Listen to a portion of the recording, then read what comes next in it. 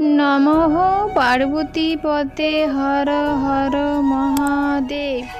আমি স্বপ্না, আর আমি আজকে বৃহৎ শিব মহাপুরাণের সপ্তদশ অধ্যায়ের গণেশের জন্ম, মুন্ডু ভস্ম এবং গজাননের আজকে 13 নম্বর, 14 নম্বর এবং 15 ও 16 নম্বর পাঠ করতে চলেছি।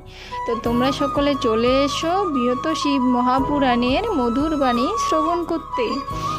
আজকের শ্লোকটি হলো ওম একদন্তম মহাকায়ম লম্বোদর গজাননম বিঘ্ন বিনাশকম দেবম হেরম্বম প্রণমাম্যহম।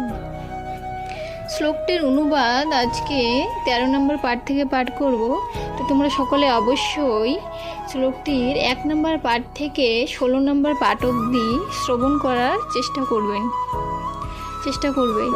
তো আজকের শ্লোকটির অনুবাদ হলো